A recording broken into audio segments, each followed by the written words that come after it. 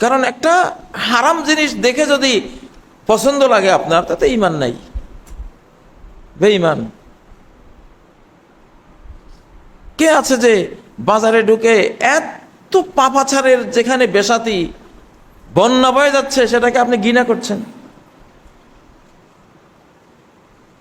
পোশাক পরা উলঙ্গ নারীকে দেখলে একটা লানত দিতে বলা হয়েছে, এলানো হুন্না ফাইন্না হুন্না মালউনাত, এরা লানত দাও কারণ এরা মালাউন, এরা মালাউন, এরা অভিশপ্ত, এরা দেশও খাবে, সংসার খাবে, মানব জাতি ধ্বংস করে দেবে এরা।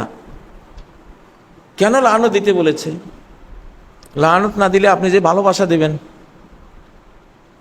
লানতটা না দিলে তো ভালোবাসা দিবেন, আর যেই মাত্র ভালোবাসা দিলেন ওর পাপের 100 ভাগ অংশীদার হয়ে গেলেন এবং ওর অভিশাপের ভাগীদার হয়ে গেলেন। আল মারউ মা মান আহাব্বা, যে যারে প্রেম দেয়, ভালোবাসা দেয়, সাথে সাথে তার সাথিত্ব তার সাথে কেবল লেগে গেল। লানত হলে লানত, তার উপরে গজব পড়লে আপনার উপরে গজব।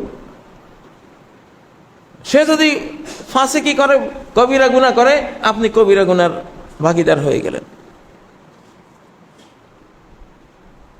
এবং সে উলঙ্গপনা করে কবিরা গুনাহ করলো, আপনি ভালোবাসা দিয়ে শিরিক করলেন, আপনারটা তার চেয়েও আরো ভয়ঙ্কর। কারণ ঈমানের যেমন